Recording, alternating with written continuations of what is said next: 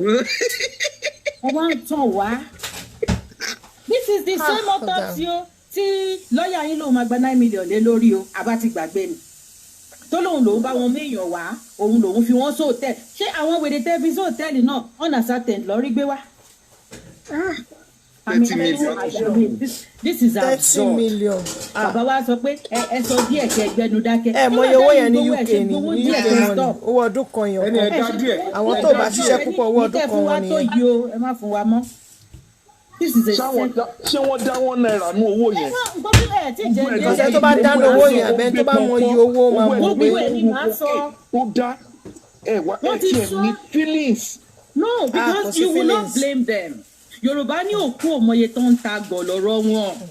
These are people that have never seen a million naira in their life. God bless and you. they were opportune to see 70 million. So they can afford to waste it. Because gbogbo ayé wọn ṣiṣẹ́ 1 million rí kọ́kọ́jọ́. Ẹ wá mú public for their ṣé bó ṣe wù yín. Àwọn olòṣì kan wá ń kígbe àwọn akígbe márùn. Wọ́n wá ṣépè bọ́mọ wọn. Quality.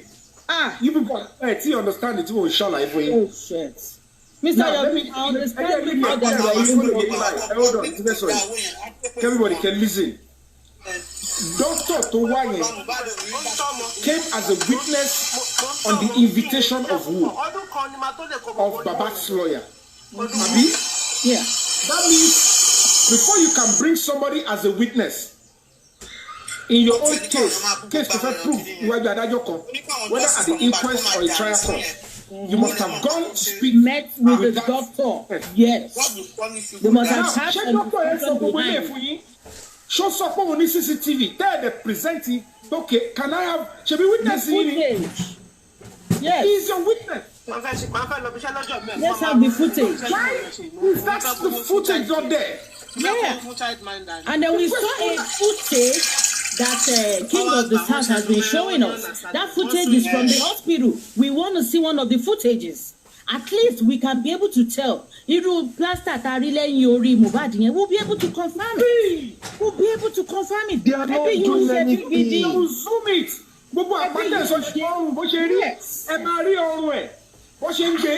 You will see everything, but they don't want to go there. Mr. Yomi, nígbà tí wọ́n exhume ìmọ́lẹ̀ tí wọ́n ní wọ́n take picture ẹ̀ tó dẹ̀ wà lọ́dọ̀ Blessing ta lórí ṣé lọ́ọ̀yà rí. Ẹ jẹ́ kémi tiẹ̀ ẹ bá padà lọ. Ìwọ làwọn pípọ̀ yìí ṣe tó lè point fún wa iṣẹ́ wo wọ́n ti ṣe. Prince, you guys ẹ padà lọ wo ìgbà tó sọ pé Mohbad jẹ nínú mọ́tò yẹn ẹ̀jẹ̀ ń jáde níbi ọwọ́ Mohbad tó sáré cover ẹ lọ wò ó. Yes now. Yes now. Ẹ dúró ìgbà tó délé láti pàtí Mohbad ò yọ ẹ̀jẹ̀ kankan o ìgbà tó dé láti pàtí o kò yọ ẹ̀jẹ̀ kankan ó ṣe wá jẹ́ lóru yẹn. No, 3 a.m. lẹ wá ní kí wọ́n máa kí driver wá gbé mọ́tò wá. Bí ẹ̀jẹ̀ ò bá ti yọ ní Ìkòròdú torí wáyà kọ́rọ̀ jáde. Ọwọ́ yẹn ẹ̀jẹ̀ ò ṣẹlẹ̀ wá ṣẹ̀rẹ̀ ṣe púù. God bless you. Ẹ jẹ́ tèmi tẹ̀sí wá sọ nǹkan kan. At this point, Tade, I'm even thinking kí ni assurance pé àdúrà ò wà deeper in this thing ju bá ṣe rò lọ. You have brain. You have brain. You have brain. End of the show. You have brain. Tí wọ́n fi máa fa gbùrù máa fa gbó at this point. Tàdé ní lọ́ọ̀ fi tírì. Ìyẹn gbò tọrọ ohun tẹ́mi rí tó ṣẹlẹ̀ ní pé àwọn bíi tí òótọ́ kan tó ti dé ọ̀dọ̀ bàbá nìyẹn tí quest for justice tó ti change. Torí pé ẹ má tọra yín o gbogbo wọn ló ní nǹkan tó fẹ́ fi fara wọn lẹ́pọ̀n lẹ́ o. Tẹ bá ní kí èmi ìyàwó to go down. Gbogbo yín náà máa go down. Gbogbo yín máa go down. Yeah. And you will not be surprised. Ẹ má wá surprised pé that particular video tá à ń sọ yẹn. It's a moment while they were trying to take Mohbad's life. Tí àdúrà dẹ̀ record the court initiation àbí process. Yes. ẹni tí ò bá dẹ̀ sí lára àwọn tó ń ṣe kíní yẹn ò lè máa record conveniently. Thank you. God bless you. So this has not kó tó lè sọ pé.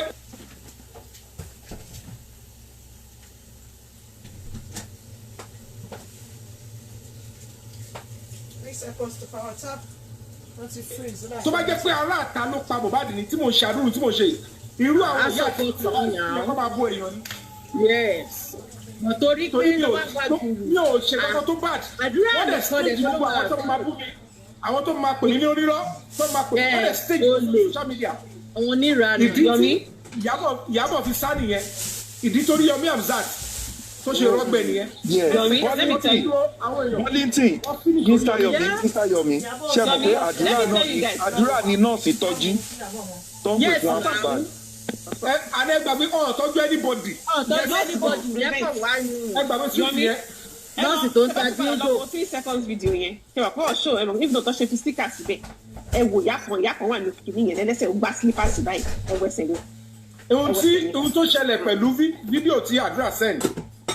Àdúrà ẹ̀rí ọkàn ló ń jẹ. Ó fẹ́ rọ sí orí Wùmí nìkan. So that tó bá ti bá lọ ẹ̀bìsì yẹn kúrò lórí òun. Welcome to Oregoluwa YouTube. Welcome to Oregoluwa Facebook. Please help me to share. Thank you. Ẹ jẹ́ kí mi náà bọ́ sí gbòòrò. Ohun tó gbogbo akúkú jọ sè. Tilé Bíjó. Both of them ni wọ́n play lọ́ lo spiritual stuff. Ẹni tí ó ju nǹkan tó jẹ́ family Mohbad tó ju nǹkan yẹn ó ń represent ẹ̀jẹ̀ ẹ̀ ni. Èèyàn tó wà involve nínú kíní yẹn tí ò lè wà bold láti jù sí lọ́ni tí ẹni ò bá ti lè ṣe kí ẹ̀jẹ̀ ẹ̀ bá lè ṣe ìyá ò lè ṣe bàbá ò lè ṣe ẹni tó wà ló play role yẹn I can tell you that is wọ́n de bọ̀bọ́ yẹn láyé wọ́n tún de lọ́rùn. Wọ́n tún dé lọ́rùn. Àwọn ló fi jẹ́ kú wọlé tó yìí. Bọ́mbà tó máa ń ṣe dáadáa. Wọ́n ní kúre o. Ó mọ̀ pé somebody must be in the case. Tẹ́bádẹ́ ni mo ti sọ ti pẹ́ mo ní ìjà tá à ń jà lọ yìí. The only way I can fight and get justice tí wọn ò ní lè ṣẹ́ mi lọ́wọ́ kò is mo ń gbàdúrà ẹ bá ti tẹ̀lé mi o mo ní I want them to involve me in this case. Ẹ bọ̀ kó mo ti ń gbàdúrà yẹn ti pẹ́. Yes, you've been saying that. I have been saying it. I want them to drag me into this case one way or the other. That when I stand on it, ẹni tó fẹ́ sọ fún mi pé mi ò ní right láti pursue case mi fẹ́ wò. So gbogbo ìtọ́ ń tọrọ ọba ọba mi lẹ́tà.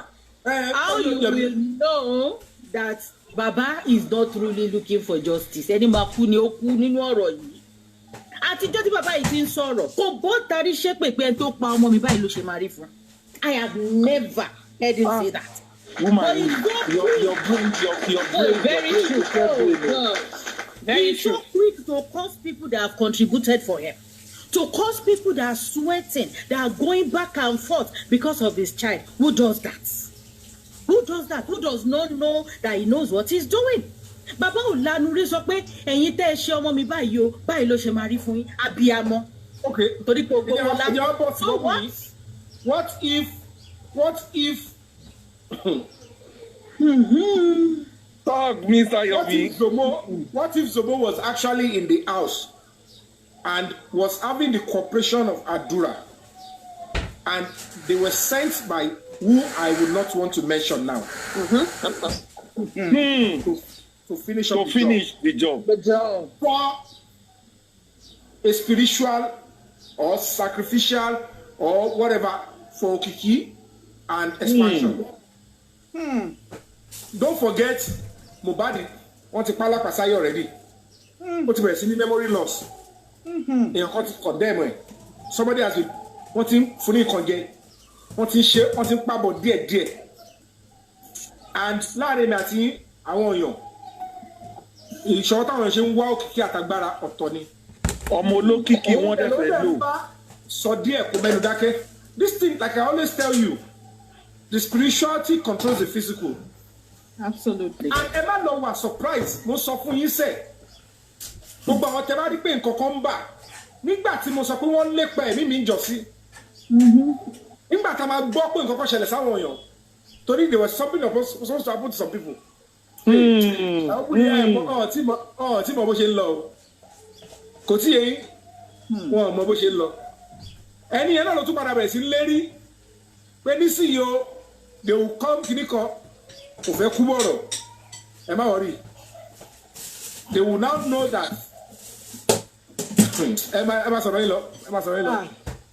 So at this point ẹni tó bá yìí ń tẹ̀lé bàbá orí ẹ̀ ti gbálẹ̀ àti orí ẹ̀ ti dàrú tábà wá rí ẹnì kankan tó ń gbé èèyàn tó ń ṣòótọ́ tó ń sọ tinú ẹ̀ tó ń sọ the right thing tó ń gbé ṣépè gbogbo èpè tó bá lè rù ní kó forí ẹ̀ ní kó ṣẹ́ o tó bá lè fi orí ara ẹ̀ rù òun ni kó ṣẹ́ gbogbo èpè ẹ̀ máa padà sí wọn tọmọtọmọ ni àdàbí tá a bá ṣòótọ́ lókù àdàbí tá a bá dẹ̀ dá owó wa bàbá máa jáde wàá máa sọ pé wọ́n fọmọ ẹ gbowó wọ́n fọmọ ẹ gbowó ẹjọ́ ta ni Mohbad ṣiṣẹ́ owó sí lọ́wọ́ nínú gbogbo wa ta ni Mohbad ṣiṣẹ́ owó sí lọ́wọ́ ta làwọn gangan dẹ̀ ṣiṣẹ́ owó lọ́wọ́ ta ni wọ́n ṣiṣẹ́ owó sí lọ́wọ́ ẹ̀ nínú gbogbo wa ta ni fámìlì alọ́ba ṣiṣẹ́ owó sí lọ́wọ́ gbogbo studio tó kọ́ gbogbo nǹkan tó ń fowó sí lẹ́yìn tó wọ wọn ni ẹ ṣe géètì ẹ dá step mother lókè ẹ dá lọ́lá lórí owó Mohbad náà ni ẹ dẹ̀ máa parí wọ́n fọmọ mi gbowó ta ni Mohbad ṣiṣẹ́ owó sí lọ́wọ́ such an ingrate ẹ máa pariwo òṣì wọ́n fọmọ mi gbowó wọ́n ń ṣe kinní kan Mohbad ṣiṣẹ́ owó sí wa lọ́wọ́ rí ni tí Mohbad bá wà láyé gan tó bá jẹ́yàn kan ni wọ́n ń jà fún Mohbad ò ní jáde kò ní jáde. ẹ má bú Mohbad náà ṣe wá ókè Yomi ò dẹ̀ lẹ́ni ẹ kúrò ẹ má bú Mohbad náà. Maybe you are not here then. Fatiza is not here then. I want any honest adult to tell me what is the rationale tí bàbá fi dákẹ́ lórí ẹ̀sùn tí mo fi kan Mr. Famuyiwa kò ṣe pé mo fi ẹ̀sùn yẹn kàn nìkan òun náà bọ́ta sọ pé nígbà tóun fẹ́ fún Yomi we know the game we know the game hold on now nígbà tí Famuyiwa yẹn máa bọ́ta sọ̀rọ̀ ó ní lóòótọ́ ni mo fún ọ ní information àmọ́ lady kan tó ń jẹ́ Bíọ́dún Lawal lòun fún ní information yẹn òun ló present agent tó lọ sínú ilé Mohbad when Mr. Famuyiwa told olórí ẹbí and his followers I was there pẹ̀lú ìtàgé TikTok wípé legal team lọ fẹ́ lọ sílé máa yẹn. lọ fẹ́ lọ sí yẹta wọ́n dẹ̀ náà. tí àbá wá rí ohun tó ṣe pẹ̀lú neighbor tó fẹ́ mú CCTV lẹ̀ ṣé àárí ohun tó ṣe pẹ̀lú lady yẹn. Other lady it is the same bookie lóní lady tó wá ń pariwo tó ní I did not nobody is after my life oh I'm okay oh that eventually confirmed that she lives in Mohbad's estate. Don't forget that it is the same bookie that went on her page to discredit the lady that I am lying that maybe more message around me that the lady does not live in Mohbad's estate. Now when police went to the lady in Mohbad's estate to take a statement. They took a statement and then we went to court. We instituted a civil suit against Famuyiwa and the agent. Now, I told Baba Mohbad, nígbà tá pàdé ní command, and I looked at Baba's body language throughout Olúdàmọ́lá ní command. Àwọn lọ́tún jọ sọ pẹ̀lú lọ́ọ̀yà àtàwọn tó bẹ̀rẹ̀ pé kọ́ sọ fún mi pé kí n má sọ kọ́kọ́ lórí social media. Ṣé ń gbọ́rọ̀? See what I'm saying? And what am I really? Wọ́n sọ̀rọ̀ pé fídíò ọlọ́pàá ní I'm not interested in that video. No, but can you imagine? They couldn't challenge that. Even with their useless lawyer. A lawyer cannot challenge that. What are you talking? I don't believe this man. But they're confusing them. Now look at even the Baba again. Motushi insists. Emi o wa justice ni why insist? Motu gbera lọ sí higher command. Do you know what it means to challenge a commissioner of police? Do you know what is going to happen to my life? If a commissioner says, in this case, this is the only angle the command is treating. Normally, any weak person will just say, okay, sir, and go away. I still risked my life. I went to complain about the commissioner to the AIG. And I said, I want them to now investigate for me. And that did not come with just a visit. I was going back and forth. Until they brought Abdullah in, they couldn't get Damola. We spent millions. I am the one that came here and tell you that. None of you knew about it. Detectives were around Damola's house. I don't know that he lives in Epokia. That is inside Ogun State. Very close. But the police spent 6 days there looking for this Damola. And we couldn't get him. They went to, they picked 3 people. They released one. Me too, from that place, right down to Zone 2. They stayed in the cell for 2 days. Then we started looking for Damola. We realized he lived in Aja. When he took his load from Aja, from Ipokia, they slept in a friend's house with the guy. Then they moved the following morning. The driver now said that is how he lost the direction. We couldn't get Damola then. I said, I am not backing down. We continued. Then they used Adura. They said they should write a petition that I am defaming him. They now, the same commissioner of police that the new one that we did protest to the other time. Yes, ma'am. Okay. Is the same commissioner of police Adura now wrote to again, saying I am defaming him, and he approved it that another department should go and investigate it. I didn't even know as at that time. Okay. I went to the same command. They said SID, and I got there. They called Adura. They called them. I waited for them. They rushed down. They started doing so many things. They talked. They did this. I said, I know they are set. The King White said, this guy. I said, all about like we're gonna talk. The worst you can do is to kill me in this station. I know they accept anything. Speak the truth and let your brother get justice. Yeah, Mohbad, I will do this. The police were cautioning us severally. The next thing, they said we should wait for the ACP. That is the Assistant Commissioner of Police, Joseph Dayoba. The man came. They said we should come into his office. He gave me my respect. He spoke to me well. And then the Adura spoke. I spoke my own side.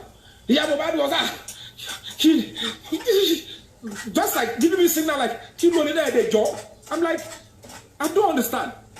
I would never understand the language, and I will never forever. I am fighting for your son. They went to bring the police officer that took Damola to court. That one came. Who is that? There's that one guy here. He's saying I collaborate. I got it. I didn't fall for that threat. He said whatever I want to say. I didn't respond. That was why the King White was saying, one sorrow, only sorrow. I look at that one. I'm not going to give him for distraction. I am standing on it. Adura, you shutted me up. I don't care if they took Damola to court. If until I know who sent me the video and I see the extension of the video, Damola does not have the extension of the video. That's why he could not provide it to the police. And that is why they could not charge him with it. Because if they have seen the extension of the video, they would have charged him more. So that means it's not complete. Oh, then back. Down. Once you go sign, then the guy was trying to tell me I should consider this woman. She's the one that is son pipe. I said, I understand. And you should also respect the fact that I am fighting for a son. That I want Adura to speak the truth does not mean something bad will happen to Adura. What role did he play? What are they covering? Let's see the extension of the video. Then the ACP said, if that is the case, because he's the complainant, anything can happen, he might want to go to court. I said, excuse me, sir. Are you saying I've committed a crime? Let me know if you are detaining me. He said, no. I just want you understand that I'm an adult too. I'm in life. He started saying so many things. I said, no. He said, okay, maybe we should go now. He will send his report to the commissioner of police. That then they will call us again. I said, really? He said, okay, no problem. I said, I need to be admitted to bail because I need to go now. He said, oh, of course. I said, my brother is there. Oh, yeah, let's go. And then I now told them, after King White, I said, do you know that this King White and Adura, they are wanted, they are needed in Zone 2. There is a warrant of arrest on them. The police officer, other police officers now said, wow, I should have said that since now. I said, I will face what I came for. And that is what I'm focusing on. He said, I should have told them. They will detain them. Then I will give them the number of the IPO. They will come and pick them. I said, I just want to finish this one first because I did not know who petitioned me here. And that was when what delayed me. That was why Mohbad was saying they delayed me for 1 hour. That she waited outside. That they would have made them to lock me up. I was talking about how Adura will be arrested. She thought I was being delayed. Oh no, no case for Adura. because I told them, sir, you are begging me. When the evidence we are talking about belongs to Adura, it was sitting in Adura's phone over a year before he purportedly sell it to Damola. And that same video, we can't see it now. So how does it look like defaming Adura? The phone in question belongs to Adura. The TikTok belongs to Adura. The content of the phone, which is an homicide evidence, belongs to Adura. He has seen it long ago. He didn't drop it to police. And you are telling me that if I mention that Adura shouted me up and defaming me, how does that lead to defamation? I've been even cleared it. Money that you said it is Damola, it is police opinion. You cannot force it on me. I know the law and I know my rights. Let him go through the court and let them find him guilty. There is a way they will prove to us that he was the one that was shouting me up. And to be honest with you guys, I swear on my mother's grave, no single document was shown to me to prove that Damola was the one shouting me up, other than him saying, I shouted you up. Why would I conclude with you standing? What if you are staged? What if both of you did it together? That was what they did. They asked me to go. That was why the King White was threatening me that I must be physical. Because two departments in the Lagos State Command, I was willing to say, if you guys want to take my life, take it. I told the Commissioner of Police then, I am ready. This justice for Mohbad, we must get it. If it's going to take us to pass through Adura to get it, we will get it, because this is homicide. How do you want to get the truth out? You want to remove the driver, you want to remove Adura, and you want to get the truth. How will you get it? Look at what the driver is now saying. Look at what Adura said so far. It is still a serious distance. Now they want to, now since over 1.5 weeks, they have been threatening, they have set trap for me. That's Supobelo in the SID. He has been doing so many things. They want to make sure I come into that trap and they do whatever they want to do to me. And I said, Emma Koju, I will give you time to do it. But I must get to my own case. Tell me if I will get to a logical state and I will present myself.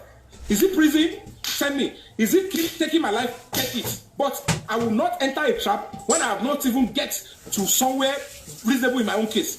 I will be so stupid to do that. So around town, anyone they set a trap for me, and one of the people that are close to me, they've used the person as a pointer. Arrest me, Corona Lano. So if you see me telling you I'm coming to Corona, if you see the Karimo TikTok, all of them pushing that I should go to that Corona. They know I am on the front line. And I know these things very well. So even the person that claimed she is close to me, you cannot point me that they will put me in their cage and do whatever they want to do to me.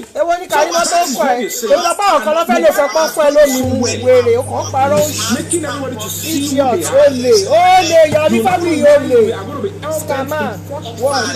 I know certainly by the time I need any support, it will come out.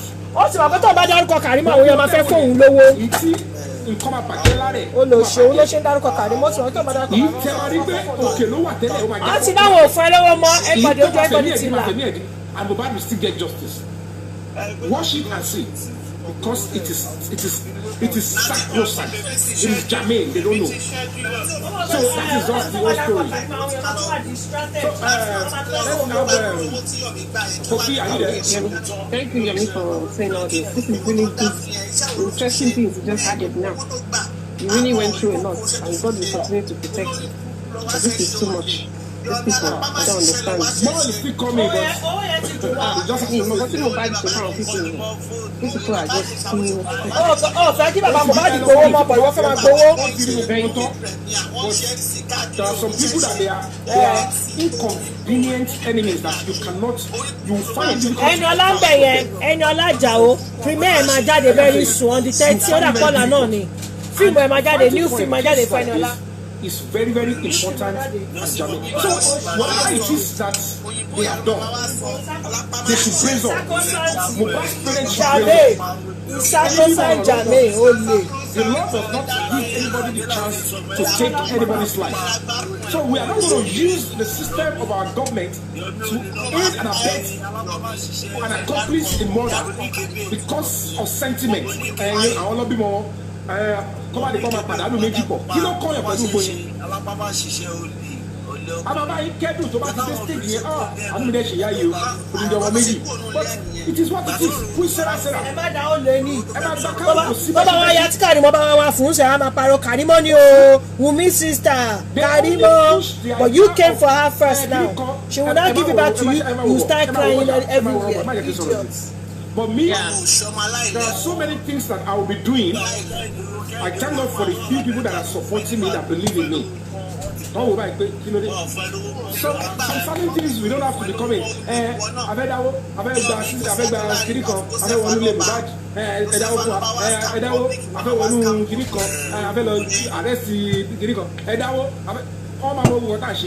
If not because there is lack of fun, that is the only reason.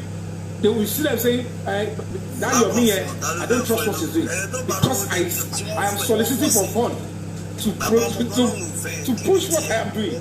How does that look? I'm shady. Every other thing, the yala yayo on the shade. I want to people on the shade. And if I go and tell this, maybe he's not straight. He's straight. They don't want to go down. They don't ever want to go down.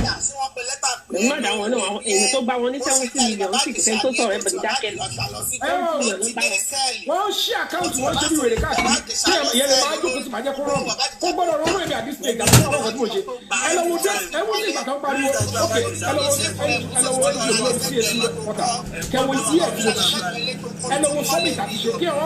Human rights nítorí ẹni Ọlọ́run ló kí Ọlọ́run sí ìkọ̀wé o mi ṣe torí mi ṣe torí anything I just want to play my part and I don't have to start saying they must know me ẹlòmíì kan tẹ́lẹ̀ kan tẹ́lẹ̀ fún pé wọ́n ti ṣe ohun tí mo ti ṣe in terms of human rights wọ́n ti ṣe lórí táwọn lórí jọ́ tí mo bẹ̀rẹ̀ sí TikTok yìí pé o ṣe TikTok pé àti showcase àti dá sí kéèsì human rights ẹlòmíì yàtọ̀ sí ti Mohbad lórí TikTok yìí àti rí àti tóbi mẹ́rin. And have succeeded in the human rights activism on them. About 2-3 weeks ago, a boy in Abuja, Baba ti fẹ́ gba ọmọ lọ́wọ́ yẹ, ó ti lọ sí school. Lawyer ti lọ ti threaten the school.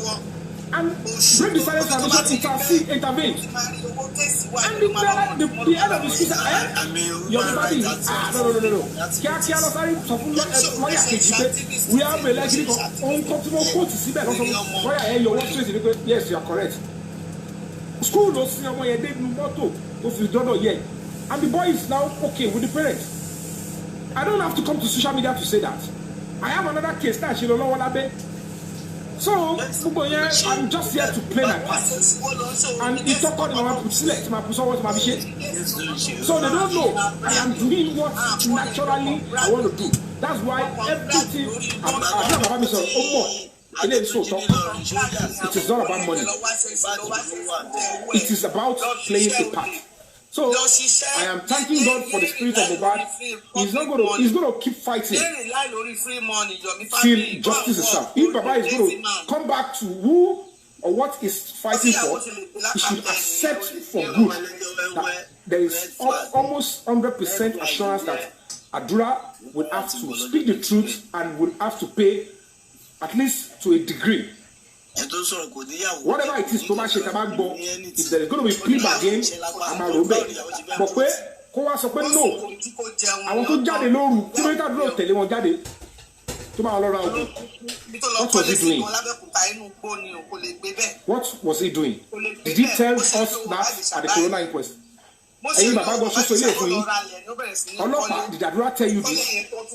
Then why are you as a mother abusing me when Adura is not saying this? So we just have to look into so many of these things and say, let the truth be established. It's not too much for us to get. Exactly, volunteer. Thank you very much. And good evening to everybody on the panel, the panelists, the commenters, and everyone alike. I will start from Lady Ebony. Lady Ebony, regarding your account being blocked, I'm sorry about that. I don't know who actually did that, but I myself as a moderator, I was muted some times ago because my message was not clear to other moderators. So they muted me also. My message was very clear, Kofi, so I know what I was saying. Yeah, I don't know who actually did that, but it happens once in a while. Apologies for that. The truth of the matter is this. Entoba bi omo ono so the families of Aloba, so I wanna be omo ono yeni adura, so I wanna number one. Number two, Furani, every one of us from the onset, not the cinema from the first narration that came out from Joseph Aloba himself. He started with narrating what happened to us, that Holy Spirit told him his son was no more, without us knowing that it was Angel Blessing that actually told him about that. Now, Angel Blessing revealed that to him. Angel Blessing, no logo. So, secondly, another thing is this. So, regarding the time of buying, they've been telling us 12th September all along until after 15 months or 18 months that we were told it was 11th September. So that was another wrong narrative that they gave to us. And one day, one Shemokemi Paro, well, Kusenito Paro, but Akaya no Sarah. Now, not only that, when it comes to giving accountability, so Ari Omera Arieje. So kind of at a case would have noticed all these how will I put it? All these significant things that have been happening. But because of our spirit to get justice for Mohbad, so we don't actually pay attention to all those things. So it's a pity that at this moment, everybody need hope in the autopsy and this and that. The first one, they told us it was inconclusive. I'm coming, Lady Ebony, I'm coming. So before they read the one of yesterday, a lot of people was having high hope. You can imagine. A lot of people, they had high hope in the autopsy, but some of us has been saying it that there is no hope. So the one they read yesterday was unascertained. So, and I believe they are planning to do the third one. Go to get money from them again. So the third one will be idiopathic. No, you calm down. Hold on, Kofi. Go for the third one. Before the third one can be done, yeah, Baba needs to be told some certain truth. Definitely. Because whether anybody likes it or not, Baba wants justice from beginning. You are right. You are right. At some point, the people around him, whether you all like it or not, if one of the lawyers could be abdicated, you have to go. And this is one of the people Baba would have trusted a whole lot. That means he also must have done something or caught he penetrate here. Just like Lara want to swim to have a pointer lano. And when the person started with me, unlike Yobifabi, he loves my activism. But everybody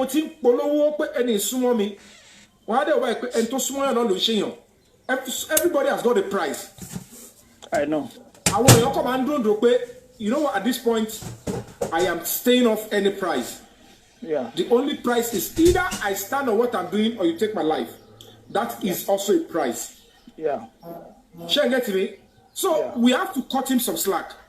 because tó bá tún wá dé stage kan tọ́rọ̀ bá tún rí báyìí ó wá pay bàbá yẹn lè wò pé ó pay kóun padà sí factory setting tó fi bẹ̀rẹ̀ gbogbo nǹkan tí ò yé òun sí ó ti padà yé òun gbogbo eléyìí tó lọ. I'm coming to that. Because some of these people èmi rí pé ó possible kó jẹ́ pé ọ̀wọ́ bàbá yẹn directly wọ́n set bàbá up. Ó dẹ̀kun lè jẹ́ pé nǹkan ṣe láti bẹ̀rẹ̀ bàbá mọ̀ we don't know yet but the whole body language you know it depends on how you want to play. ìjọ tó gbé bàbá yẹn tí mi believe ìjọ tó arrest bàbá yẹn I believe that's the day they did that to him. Yeah, I will touch on all those. So now the third one, if Baba still handles it with his current handlers, so the result we are going to get will be idiopathic. So idiopathic means unknown. Now, originally, we'll say Joseph Aloba. Because the body don't became by kilometer less. I'm coming. I'm coming.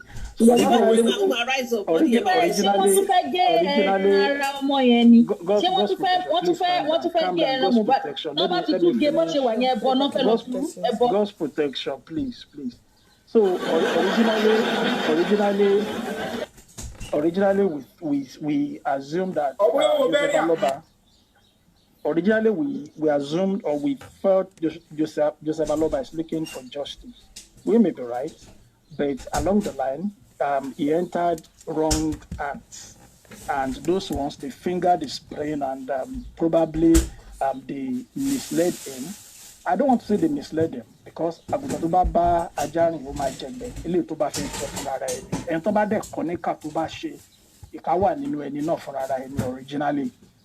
So at the end of the day, instead of focusing on the race, would that be pay a better cinema frame? So but our frame so unfortunately frame will lead to BBT that. Now anything on me lower I want to own bijami who believe it's not the best for me to come out and insult them. Even if I'm insulting them behind, I should not come to public to actually rain insult on them. So even though I just say any con àwọn kan olóran mi ó yẹ kí mi náà fi know at your dolphin me. I should be able to know what is right. I should be able to know what I want and what I'm looking for. But it's a pity. So now I realized one thing. Àwọn kan wà tó máa ń corrupt gan. Money and power. A lot of people, when they don't have money, they don't have power, they will listen to people, they will do what is right.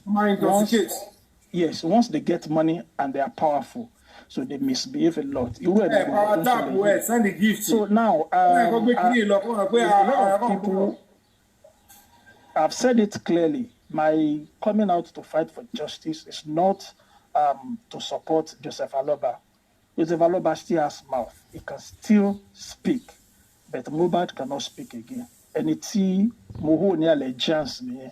And I'm not doing that for Mohbad. I have children also. I'm doing it for myself and for the sake of my society. I'm a Nigerian to the core. Nigerian blood, no run in vain. No matter where I find myself, no matter where I'm living or I'm staying, Nigeria is my home, and there's nowhere like Nigeria for me. So, we need to actually think very well. Regarding the information that was offered by the driver yesterday, so I believe the police also, they didn't do a good job. They've been having chance upon chance, second chance, third chance. They're having another chance to redeem their image. Because I believe if they've dragged their investigation nets to that driver, they would have done better than what they did. So but it is never too late for the Nigerian police. I believe Nigerian police is one of the best hands in the world. They are intelligent. They have what it takes actually to unravel any form of cases like they've been doing. All the international peacekeeping and stuff like that they've gone before, they always stand out in all of them. So this Mohbad case, I believe they should use that to redeem their image, especially with the current information that we have from the driver yesterday and from the doctor. So I wonder also why they didn't invite the doctors in Perez and Pyramid to actually, get details from them instead of jumping to conclusion of, pushing Prime Boy into the whole thing initially. But now, I believe the Nigerian police, especially the Panti officers, will be able to rethink now regarding the current issue they are handling for us. So I believe they have another way with which they can go now to get that is where I want you to know that if we do not relent and allow these people to be in charge of that investigation in Panti, because ordinarily, Emma Tonai, you would have thought that the driver, the doctor have been brainwashed and paid by these people. Driver to go as sort of Obo Aparoni, Tituano Tonoma, Ironi, Igbati, Mohbad stage, Tosin, I shake case lock, Ewu Baba, I don't condemn, Ewadu Shaka will not party at Tishe. Lórí ọ̀rọ̀ àdúrà tí bàbá tún sọ pé àwọn ọlọ́pàá ṣiṣẹ́ police are working bóyá òun lọ ṣiṣẹ́ fún ṣóbẹ̀ ẹ̀kọ́ wúwo kó ṣóbẹ̀ any sense ṣó èmi ni wọ́n ṣiṣẹ́ fún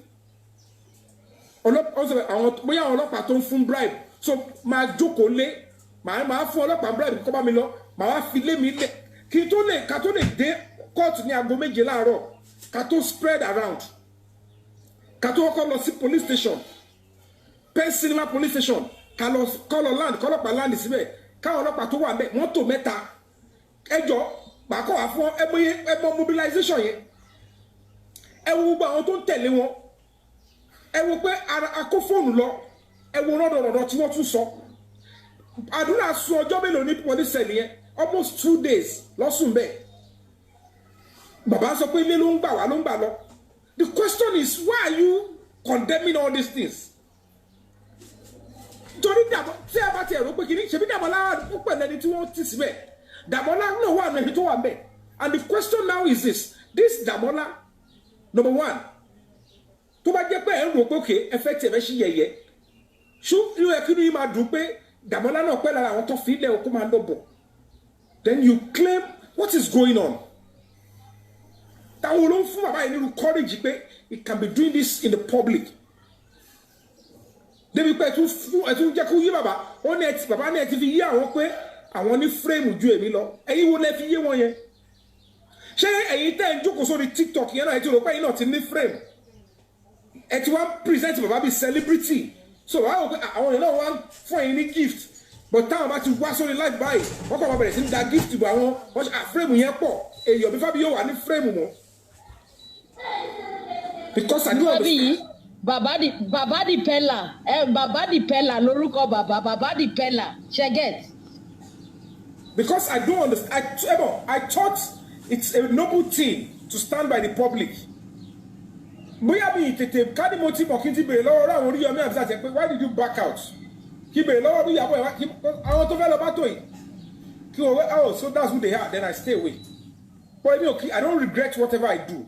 I only learn from my mistakes. But the fact remains that in tí mo fẹ́ kẹ́ mọ̀ dájú ni ohun tó lè mú ọlọ́pàá driver kó sọ̀rọ̀ tó sọ yẹn ohun tó lè mú doctor kó sọ̀rọ̀ débi kó sọ̀rọ̀ CCTV. That is to tell you that they only stage these people. But that's why they don't learn tell me that wọ́n sẹ́gbẹ́ kọ́ máa lọ máa threaten àwọn tó bá lè threaten. Especially the few ones they think they can access. Good afternoon. Do you want to make submission? Mohbad is going to get justice. Good afternoon, ma'am. If we do the right thing in the case, Toba mess up, it is just for us to do the right thing, face Abuja, please help us to share and or any other place. Thank you. Yes, and then we'll get our justice because we have where and how to go now. Please, can I Toba tún sọ pé come at lọ sọ̀rọ̀ corona. Ẹ má tẹ̀lé pull out here because corona ẹ máa round up. Tí bá tún sọ fún yín kẹ́ gbọ́ dancing, it will round up and even tí corona tó bá kò sí nǹkan tí corona fẹ́ gbé jáde. I didn't hear you, sis. It's not a trial court. Any? Kò lè pàṣẹ pé ẹ lọ arrest Wunmi. Corona court lè sọ pé kó arrest anybody. Àfi tó bá yẹ pé ẹni yẹn ṣẹ̀ ó ṣe court yẹn. But case tó ń ṣe lọ́wọ́ yìí ìwádìí làwọn ṣe fact find they will do their findings according to the corona court level and pack the report. Oh, you know, arrest one, they should case against anybody. They will send it to the government. Oh yeah, this is our own findings. And these are the evidence. Me gbọ́ yín ó dà pọ́dọ̀ mi ní ṣé kí n drop kí n tún padà wá. Tí DPP bá wò. Because me gbọ́ nǹkan tẹ́ ń sọ. You suspect that we should charge this person for this. But oh okay yeah. We won't get anything. He said mo ti ń gbọ́ yín sìn. Mo ti ń gbọ́ yín sìn. He said. Except kí ni ẹ bá wà so. Yomi ké nítorí owó. Then he said òun mọ plan fóun. Karimo sọ pé wọn ṣóun ti lọ sí corona inquest wọ́n fẹ́ lo àwọn kan fóun lánàá yẹn ni kó fi arrest òun. Ọlọ́run àti gbé ṣépè gan bíbá. ó crap profusely ni Yomi wants money. àwọn èèyàn ó dà pé àwọn èèyàn kọ́ sọ pé àwọn ò ní dáwó mọ́ so I think he wants money. àbí kí pààyàn.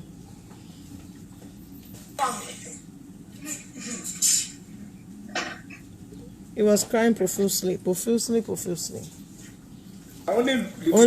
la sọ fún pé lẹ́ẹ̀kan pé Karimo wà fún ẹ̀sìn o nísì tí wọ́n mi jẹ́ bá wá dá ẹ lóhùn gbogbo yín máa gbé ká. They will tell you we can't even prosecute this person with it. They won't get anything out of it, so we don't waste the person's time. No case to answer, and they can discard it. You can appeal it if you want to appeal it, but that will take a very. I will not charge anybody to my own. Àlàyé là ń ṣe tọ́lọ́ bá ń condemn corona inquest but whatever the case may be wọ́n mọ tó ti tó lẹ̀ fún wa láti ilẹ̀ on that side.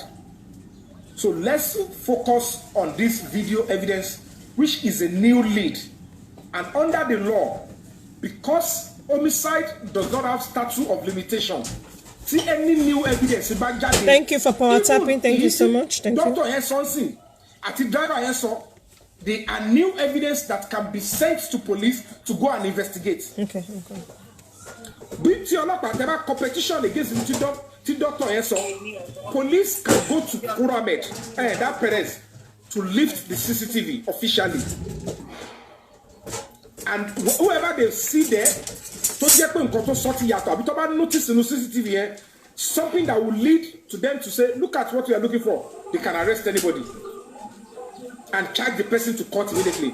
Teba mu lọ sí corona tó bá wò wọ́n kàn máa suggest for DPP but tí police bá rí they can from that CCTV tó bá wò tó bá rí pé what happened to they can even say you know what we are charging all of you for tampering with dead body for killing. They can charge them to court. Gbogbo àwọn video yẹn. They can do that direct and that is why I am leaning towards police because we believe they have the capacity to investigate under 1 week and charge anybody for the highest crime on the land. We don't know when corona inquest will end. And that is what we're talking about. That corona inquest can give anybody a soft target. So whatever the case may be, let's pursue it the way we're pursuing it. Let's give them till end of the month, the fancy. If there is any new evidence, like the new ones that we have now, I will request for the CTC. If we have them, we'll send it to the police, put it on another. They will go and give it to the detective, and then they will go to the police to lift whatever they can help them in the investigation. They will scrutinize it. If they see any reason to arrest anybody, they will still arrest or bring anybody in for questioning. It's as simple as that. So that's just it. I'm sorry. Mr. Yomi, I'm sorry to interrupt. Good afternoon, good evening to everyone. I'm happy that you actually good afternoon. Came out clear on this one to let people understand. Good afternoon, YKA. Good afternoon. Yeah, hi, how are you? Fine, sir. And you yourselves too? I'm doing great. Good. Do you want to make submission, please? No, I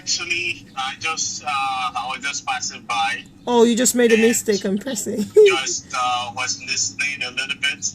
All right. And okay. I felt like, oh, okay, I think this is getting interesting. I would like to contribute later. Yeah. One or two things. Yeah. All right. Okay. Let's keep enjoying together then. Thank you so much, sir. Thank you. No worries. Yeah.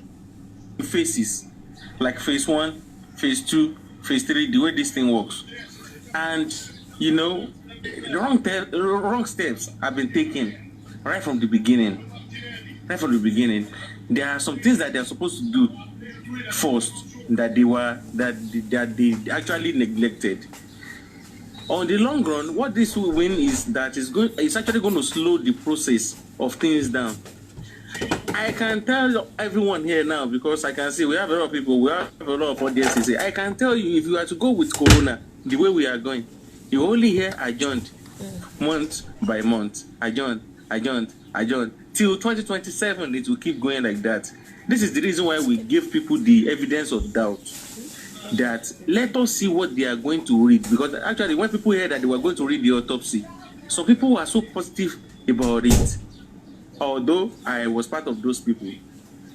But the truth about this thing is, going back Corona, if it's not that we cannot trust them, it's not that it's not trustworthy enough, but the thing is, sometimes when you expect some things to work the way you want, and you have some people at the background, because the reason why I actually said that we should just give them the benefit of doubt is that, we were actually planning something else. We planned a symposium, we planned a protest and many things. But people said, because when you ask people said we should give people the time, that we should do it after the autopsy, after the inquest. But everybody have seen it now, that the inquest never did anything. Because despite the fact that some people will be shouting, we trust our legal team, we trust our this thing, we trust our this, that. Who are we fooling? We are not fools. We know the truth behind all these things. We already know that there are some group of people, because according to, I will go by Dr. Okemi Olun, lawyer analysis, she mentioned, although she didn't point fingers to be direct, but she said it for what it is. And she said that she even have some letters that if she is to release it, it's going to cause pandemonium, everything is going to scatter in the country. But she decided not to just do all those things, and she's staying at the back now, just watching everything from there. And this is how the country has always been. This is how the country has always been. There will be some group of minorities controlling the majorities, making them look like zombies. And the majorities will now be fighting themselves, instead of them to unite as one and do something tangible to fight back those minorities, because the majority carry the vote, because they are many than the minorities. But because of the division among the majorities, you will see they are going to make everything even worse and make it easy for those minorities to control them. A zombie form of system, a zombie form of living. How can one live like a zombie? Look, you see, before I forget, Bobo tí wọ́n pariwo, break the silence foundation, kìíní kan is inactive. Nígbà tó ti wà active in sin, wọn ò rí pé ẹ̀rí pé wọ́n gbọ́ ọ̀kan lẹ́nu wọn, because they don't know why it was inactive. Now that it's active, they cannot come back and tell people that, we now got knowledge of what it means for something to be, an NGO to be active or inactive on the portal. The fact remains that they allow too many people to brainwash. Partly, Baba Lenitiel, but they also played on the weakness of the Baba too. I get what I'm saying. They played on the weakness of the Baba, and they made him understand that some certain things are, and they don't know pé inú àwọn èèyàn jì gan. Àwa tá ń sọ òótọ́ fún wọn, tá ń try láti ràn wọ́n lọ́wọ́, lọ́dẹ̀ sọ di ọ̀tá, lọ́ní kọ́ máa bú. Until they have to go back to the basis and say, ibi tí mo ti kọsẹ̀ Ọlọ́run ẹ bá dáríjì mi, ẹ̀yin aráàlú ẹ dáríjì mi. People, you can't bite with the fingers that are hurting you. Owó mi, ìlàgùn mi wà ní gbogbo nǹkan tí mo ṣe. Ilé mi tí mo kọ́ tí mo gbé fúnra mi, láti ìgbà tí mo ti dé, tí mo ti kọ́kọ́ sá lọ́njọ́ sí, tó fẹ́ gbẹ̀mí mi, bí bá ṣe ń sọ yìí, mi ò sùn oorun 1 second nínú ilé yẹn. Because I know for me to get to this high far, I have to live where I'm living. Ibi tí mo tún máa ń sùn gan kó tó di pé mo tún dé stage, I know how much security things that are put in place by even people that I can see and people that I can't see, both local and foreign, to equip all kinds of people. There is a radar on you. And we go to push you. What about physical stuff? They said nothing will happen, but if you want to engage local security, you can engage. But mo fi létí mo gbélé. People don't know. Sorry, excuse me. So when you go and make attempt in lóríṣiríṣi, they made series of attempts. Mo ti wà ń zone 2 tọ́ ní kọ́ wá fi oògùn bọ̀ mí lọ́wọ́. Àwọn èèyàn kan fògùn bọ̀ mí lọ́wọ́. I don't know what would have happened to them. Wọ́n tún fògùn bọ̀ mí lọ́wọ́. Wọ́n tún bèrè owó lọ́wọ́ fi oògùn bọ̀ mí lọ́wọ́. So it's all these things. Kọ́lébá risk yẹn pọ̀ mọ́. No problem. Tẹ́ bá mọ nǹkan tó kó wá sí Radisson Blu. Ìyá Mohbad bá mi jà nínú zone 2. Ó náà máa yaṣọ mọ́ mi lọ́rùn. You saw what she did in Radisson. Ihun tó ṣe ní police command. Ọ̀tọ̀ tún nìyẹn. Hey, yeah, So sorry. look at the series of attacks. Yomi, ìyá Mohbad kò láṣọ mọ́ ẹ lọ́rùn. Stop lying. We all saw the video. Please, though. I'm not supporting her. But let's call a spade a spade. It's not good to be lying. Where is the proof? If she did that, I'm sure you would have given us the proof long time ago. Stop lying. She didn't hold you. She only stood up to talk to you. She stood up. She might be a bit of ash to you, but she didn't lock your clothes. Stop lying. That's a lie. This is the way it is. Because the people keep... Yeah, Uncle, do you want to say? Do you want to make your submission, sir? Yeah, no, I just want to ask a question. The way of their beliefs. And if so, my question is just straightforward, and I mean, I've been following this case too, ever since the whole incident happened. Yes, sir. So, but the question is, where are we on this justice, really? Because I don't really understand all this issue.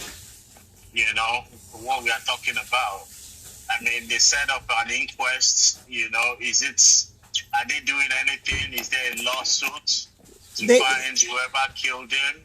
They went to coroner inquest yesterday. Did you hear about that, sir? No, I did not. Oh, okay. I wasn't aware of it. There's some of the video on YouTube. How do I say? Okay. There's some of the cuts one on Facebooks as well, long videos that you can see. If you put coroner inquest yesterday, there's a lot of it, and then when they interviewed the Sanshitu, which is the lawyer for Baba Mohbad. So everything that he says is on YouTube, so you can search for it. Yeah, they went to coroner inquest yesterday, and the toxicology and autopsy that they said they went to go and do the private one for 30 million naira. And then they said it's unascertained. The result is unascertained. So it's like what they did in the first one when they said inconclusive. So unascertained also translates to the public inconclusive as well, but they have to use another language. They can't use the same one that they used the first time because they know that the public will be really, really disappointed. So I think that was the reason why a lot of people were really upset. Sorry. In all of this, I mean, I can't say much, but the only thing I can say is, I mean, I'm married. Hello, background. Sis, use background. To be frank, I am married. I'm a married man. I live in America. I have my wife with me. But if anything happens to me, when it comes to death, the first person that needs to be arrested, interrogated, should be my wife. Confirmed. Likewise, my wife. If anything happens to my wife, I should be the first person to be interrogated, and give my own account of whatever happened. So we are not really getting that, and I always ask sir. Hang on. No. I know where you're going. Excuse me, sir. I know where you're. Hang on. Can I drop you? I really respected you. No. I know where you're going. I know where you're going. I know you. This is where I'm going. Mo voice and mo je koko kini. I know where he's going, and he didn't want me to. I was the one that dropped him. I dropped him, ma. Okay. I dropped him because I know where he's going. I know the platform that I used to make submission, and that was why I respected him. Me tete more. But when I realized it was him, and that's why. So you telling me if you're hearing us at the background, I'm a married woman as well, yeah. And if anything happened to my enemy today, my husband will be the first person. And if they're not doing that, we're not in good position to answer you that question. So go to another platform that they can ask you that question, because it's the same question we've been answering for almost 2 years now. And argument, we don't want to, we're just Ganusi here, okay? We're doing Ganusi. Thank you. What's you expecting? If they're go to Apokojoye platform. Call up the question, yeah, why are you asking us here? Because it's Karimo platform, it doesn't matter. Mama Bitonlana, I know Momo now, Momo come and hug it gone. Momo Bitonlo, I want Ganusi, so mental health stawa important. Eloba on lot on bitu ekelo. Platform yẹn lo ekelo argue pẹ̀lú wọn. Nǹkan tá tin sọ láti almost 2 years. And mama continue to argue, going back and front. No way, man. We ain't got time for that. With my connection. Call up the question, Benny. On fait ká pariwo ni. Ti get nǹkan tó ń fẹ́ ṣe. They know that it will get to you. They know that it will get to you. You will not talk. They want to hold you up. On fait shake bass boss, yes. On fait come out on my to record on my screen recording, and they will not be asking stupid question. Karimo is clinical. We ain't got time for that. You see, Karimo is going to work to make money. Did you see her? She's going to make money. Time is money. I told him, I reminded him of the money targets. So there were any targets. Oh, we may not be soon. We can soon now, but I can meet the targets again. I mean, you're a married man. That is what I know, married. Half 95%, 98% of us on this platform are married. You don't share. Both ọkùnrin àtobìnrin wa ní Talawa, we are married. I are responsible.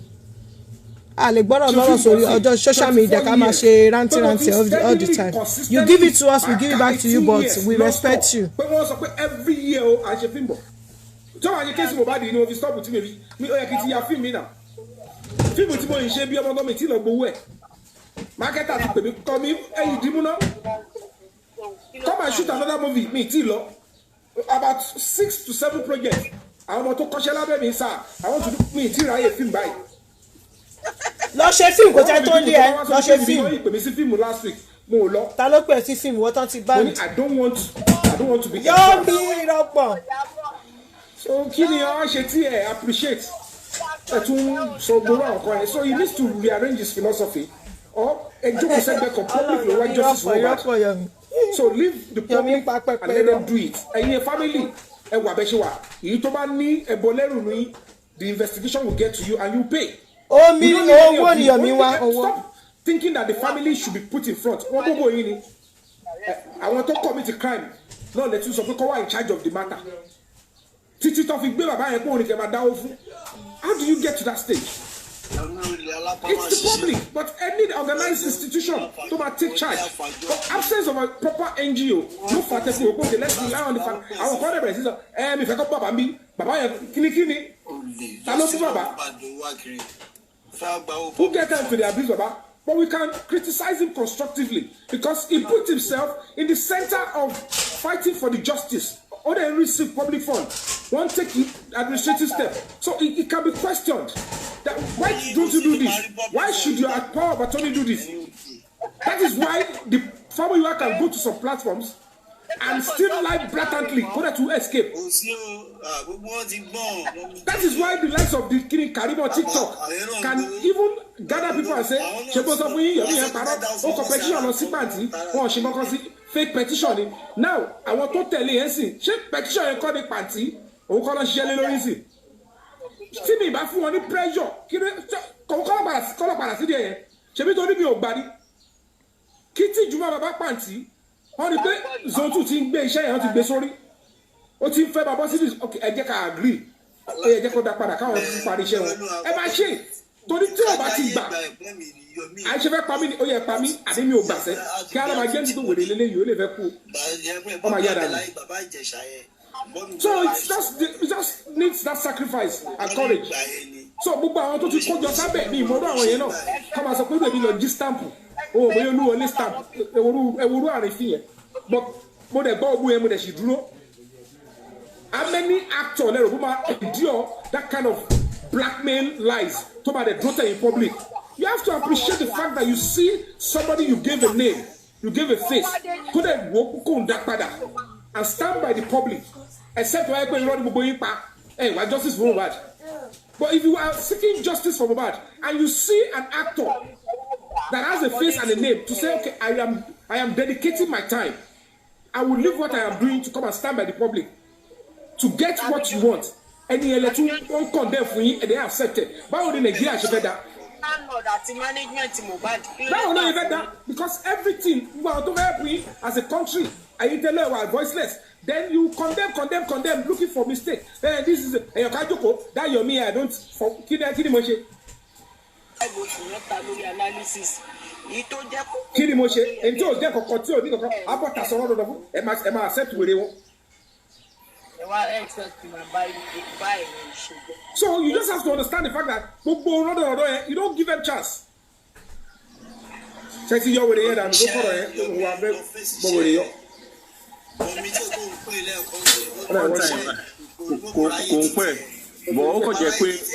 I want to ask that lady up.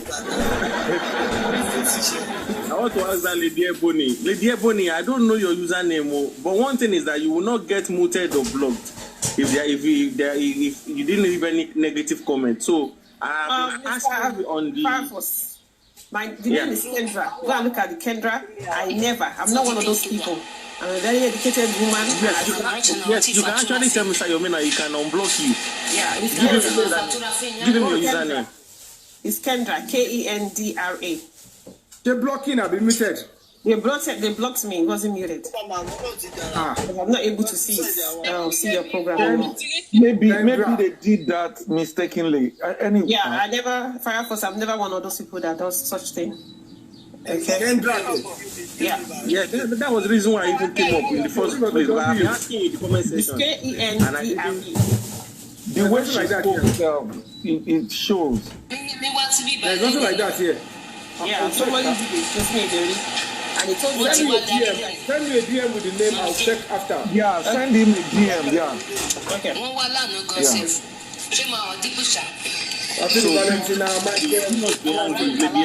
Please do not take that.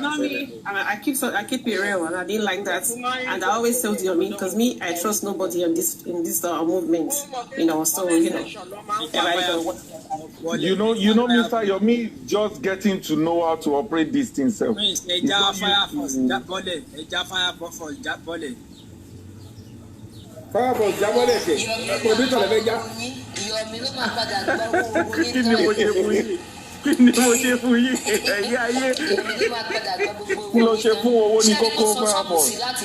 let's wait till the end of the month, guys. Let's wait till the end of the month. Mr. Yomi, he's waiting. This waiting is getting too long. We need action. No, waiting here. Am I going me? It's going to be the second time. Cafe trust it, Panty. So give me no, I like your trust. Me, I don't trust anybody. Me, I want us to do protest tomorrow. God bless you, lady. God bless you. Waste of time. God bless you. God bless you. Somebody can water here. Go ahead. Protection, you said. Go on, what's protection? Ṣé mo lè sọ̀rọ̀? I just saw it. You have the green light. Ẹ̀ka lẹ́mí báyìí. Ẹ̀ka sàn ẹ̀ka ẹ̀rọ ní gbogbo ibi tẹ́ ti ń gbọ́ mi. Ṣé network ni ìbéèrè? We can hear you. We can hear you now. Go on. Okay. Ẹ ṣé. Ṣẹ́rí, the only thing tèmi fẹ́ sọ ni wípé ẹ má jẹ́ ká gbára lé Jòsí ṣẹ́gẹ̀t. Ọwọ́ Jòsí ò mọ́ nínú kéèsì Mohbad. The only mistake tó yẹ pa ṣe nígbà yẹn ni pé a ti lọ fi àgbà yahoo gba front ṣẹ́gẹ̀t. àgbà yahoo àti fi gbá fúrọ̀ǹtì gbogbo yín pápátá ẹ padà lọ sí ìbẹ̀rẹ̀ ibi tán ti interview bọ̀dá Josie said and I quote ó ní 500,000 kí ló pa ọmọ lábèrè ó ní ẹ wo àkáǹtì wọn ó ní 500,000 ò gbàbẹ̀ kọjá rí imagine that nígbà tí a dẹ̀ rán Josie a ní kó lọ sí ọ̀dọ̀ Bẹ̀rẹ̀kẹ̀tẹ̀ ẹ máa gbọ́rọ̀ yìí o Bẹ̀rẹ̀kẹ̀tẹ̀ ní ọ̀nà àwọn máa sponsor gbogbo kéèsì Mohbad láì gba kọ́bọ̀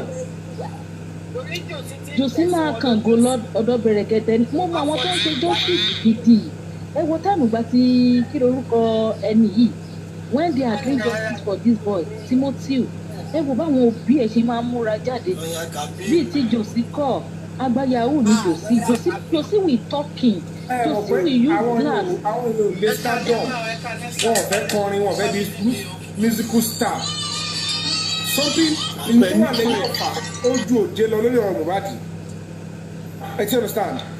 Mr. Yomi ṣẹ́rí Wùmí nìkan kọ́ ló ní ọwọ́ nínú kínní Josie gan ní ẹsẹ̀ níbẹ̀ ṣẹ́gẹ̀t nǹkan tí yàn ò bá mọ̀ ń pa ẹ̀ ó ní èèyàn tó máa ń ní I'm not using Wi-Fi ó ní èèyàn I'm using my data since morning ó ní èèyàn tó máa ń ní ọwọ́ àti ẹsẹ̀ nínú ẹ̀ ṣẹ́gẹ̀t like nǹkan tí yàn ò bá ní ọwọ́ àti ẹsẹ̀ nínú ẹ̀ nìyẹn máa ń wà boldness láti ọkọ̀ òkè mo fẹ́ mọ irú ikú tó pa ọmọ yìí mo fẹ́ mọ irú ikú tó pa lágbájá bòjò sí ní ẹbọ lẹ́rù mo máa ń sọ fún yín tí Josie tó jẹ́ kó rí bless ọmọ tó ń fúnra ẹ̀ bí tí Josie lè wá sí public tó sọ pé ẹ̀bí kì í pé kì í ṣe blessing imagine that ẹ yẹ ẹ sọ fún mi Josie tó ní pé wọ́n ní kò lọ́ọ́rọ́ tó lè jẹ́ ká padà bá nylon dúdú àti pupa láti ṣe olùṣègùn nílé ayé ṣẹ́gẹ̀ láti ṣe pé à ń da olùṣègùn àjàṣẹ́gun Josie lọ́rọ̀ ọmọ yẹn kókó lọ ju nylon yẹn sínú ẹ̀ tẹ́ ẹ bá fa gbùrù àfagbọ̀ Josie ò wá justice wà láì nǹkan tí Josie ń wá ni owó kí nǹkan tí Josie dẹ̀ fi pa Mohbad nìyẹn owó. God protection. torí àti bọ̀bọ̀ yẹn kí lẹ sọ.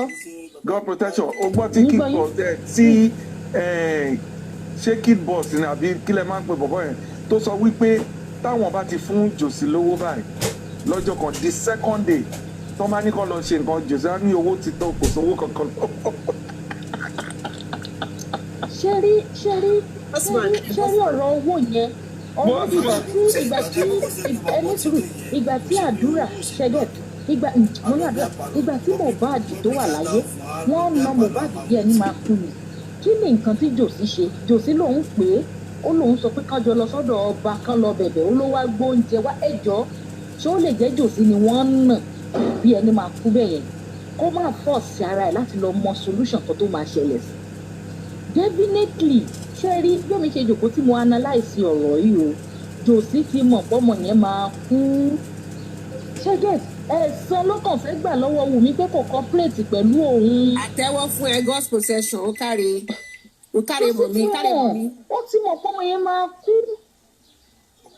ó kàn mọ́ máa sọ èmi ò mọ̀ yẹn kò sẹ́ni tó lè mọ̀ sínú ẹ̀ máa dùn kò sí ọmọ yẹn ṣe lè worst. ẹ má jà tara wa irọ́ èmi ni mo sọ àgbẹ̀ Ayọ̀ mi kì í ṣe ẹ̀yìn God protection ló sọ. ó yẹ màá gbọ́ èmi àti Josie lẹ́gbẹ́. I'm an adult. What I'm saying is this: tó wà logical for pẹ̀lú investigation tá à ń ṣe àti justice tá à ń wá. If tẹ́lẹ̀ bá ń jà fún Mohbad nsìn, wọ́n gbà fún Mohbad. Tó bá sọ pé ọlọ́pàá náà wọ́n ti mú èèyàn báyìí táwọn fura sí pé ó pa Mohbad. Tí mo lè yẹ kó lè ní complainant or major person. Kọ́ wá di onítọ̀hún mú sí police station for 4 months. Kì í máa sọ fáwọn èèyàn pé mò ń jà fún ilẹ̀ má lọ bẹ̀ lọ fèsì onítọ̀hún yẹn. Ṣó make any sense ni? So possible kọ́ ọlọ́pàá tiẹ̀ àníkan gbé suspect ilẹ̀ kí ìwọ tó ní. àníkan gbé Josie ẹ̀jẹ̀ kan bá ti arrest Josie ní tèmi báyìí nǹkan tèmi ń wá lélẹ̀ iṣẹ́ rí wọn gbọ́dọ̀ tún gé ara Mohbad o ẹni tí Ọlọ́run bá ti fẹ́ gbúgbú ẹ̀ fúnra ẹ̀ kò gbọ́dọ̀ tún lè fẹ́ kọjá lára Mohbad.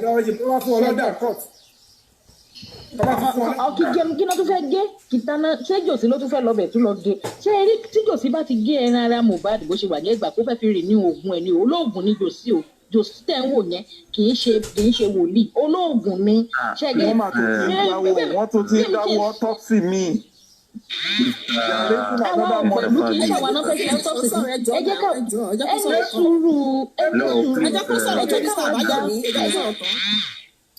ẹ jẹ́ ká wá gba lọ́ọ̀yà tiwa ṣẹ́gẹ́ ẹ jẹ́ ká gba lọ́ọ̀yà tiwa be for show fear God tó o bá tún tààjú orúkọ mi wàhálà tí bá ti gbọ́n èpè ju ẹ kó o pè mí lọ́mọ àlè ṣé wọn pé mo láìkẹ́ ẹ bọ̀ tí bá ti gbọ́n èpè ju ẹ bí ìwọ pè mí lọ́mọ àlè gbogbo ìwà àti ìgbésí ẹjọ́ ń kó mi. God's protection. Mi ò bá tọ̀ sọ̀rọ̀ nǹkan gbogbo alámọ̀ òótọ́ tó wà ń di ọ̀rọ̀ ẹ jẹ́ ká gba lọ́ọ̀yà ẹ má jẹ́ kó sọ pé a máa ń búlì Jòsí again pẹ̀lú platform mi sọ̀rọ̀ ẹ má yẹ kó máa sọ yẹn ṣé ẹ mọ̀ so ẹ yẹ ká kọ̀ ọ́. mo lórúkọ everybody lórúkọ mi pé God's protection ni ẹ yẹ ká lo style Jòsí ó ní ká sọ díẹ̀ ká dẹ̀ ṣe kéde so ẹ ká ṣe báyìí. ìkàtà fẹ́ ṣe lélẹ́yìn sí ìkàtà wa máa ṣe lélẹ́yìn sí ìkàtà wa máa ṣe lélẹ́yìn sí ni pé ẹ jẹ́ ká gba lọ́ọ̀yà ká wá lo fídíò ọwọ́ Mr. Yomi yẹn ká fi gbáǹdì àníṣe rí fídíò ọwọ́ Mr. Yomi yẹn ó máa ń gbé ìṣòro like bí kíyàn tọ̀ bára lójijì yẹn náà ń pè ní ọ̀tá mi yóò tọ̀ sára nígbà tí ọ̀tá mi yóò sáré nígbà tí kò gbé ṣé ẹni tó bá ti gba lọ́ọ̀yà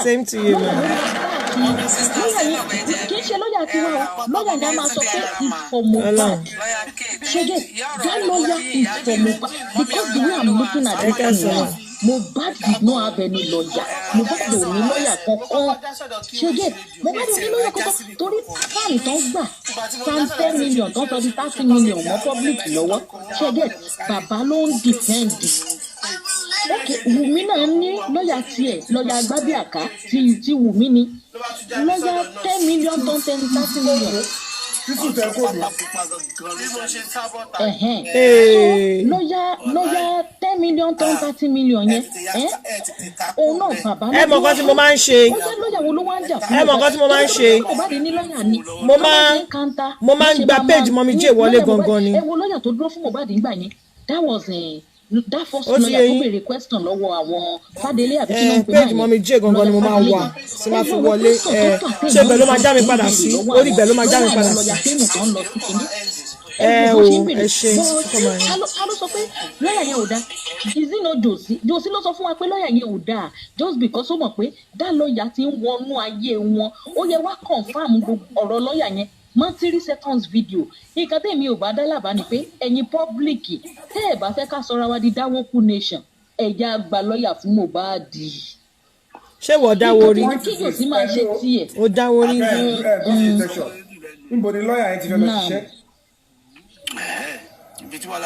ṣé ẹ rí lọ́yà tá a bá máa gbà. ṣe lè wọ corona ẹ mọ́ now let me explain to you n tí gbogbo yóò mọ̀. kéèsì against àwọn tí wọ́n ṣe nǹkan against Mohbad justice for Mohbad ẹ má gbàgbé pé kéèsì yẹn ti wà ní court wọ́n ti bẹ̀rẹ̀ báyìí gbogbo yóò understand I'm going to repeat myself justice for Mohbad Lagos state government wọ́n ti bẹ̀rẹ̀ case against àwọn tí wọ́n rò pé ó ṣe ẹ̀ṣẹ̀ against nǹkan tó pa Mohbad. Which is not and spending. However, orí ọ̀fẹ́ tó wà nílẹ̀ ni pé the only thing tó lè add mọ́ anybody mọ́ kéèsì yẹn or tí wọ́n lè gbé lọ court ti new evidence tó yàtọ̀ sí ìwádìí tí ọlọ́pàá ti ṣe tẹ́lẹ̀. And the new evidence òun ni 3 seconds video tí wọ́n send sí mi. That is the only new evidence tó wà lẹ̀. Òótọ́ tí wọ́n fẹ́ sọ fún yín nìyẹn. Any other one tó bá wá through corona anything tó bá gbé lọ through corona ẹ pé sáàlì wá kọ́ sọ pé mò ń parọ́. Tó bá ti rí they must send it to DPP. Tí DPP bá rí pé ń sìn ìgbà tó wá ẹ̀ ń suggest pé èyí tún ní new findings tó bá ti ní ṣe pẹ̀lú ẹni case tó wà lẹ̀ tó bá jẹ́ pé new one tó yàtọ̀ sí tí àwọn ti ṣe they will suggest and then they pick the person up. That is àwọn máa wò pé they can choose to add it into yẹn fi lè ní pé DPP bá wọ báyìí pé àwa ti sọ pé kí prime boy máa lọlé àti kí ní kí ara rẹ̀ máa lọlé àti ní kí gbà wá lọlé. Ìsìn ṣáàwá náà ni ká wá padà wá again. Ká wá ṣọ́kọ̀tù wò lọ́kọ̀ ká sọ pé ó yá máa padà bọ̀. Oní ẹjọ́ láti down in the same evidence tí wọ́n ti fún ọlọ́pàá tẹ́lẹ̀ táwọn ti rí. Ohun tó lè jẹ́ kí wọ́n sọ pé kan nínú gbogbo àwọn tó ti lọ yẹn àbí new person wọ́n máa gbé wọn lọ court. Ìkan yẹn gbọ́dọ̀ yàtọ̀ sí ohun tí ó wà nínú investigation tọ́lọ́pàá ti ṣe.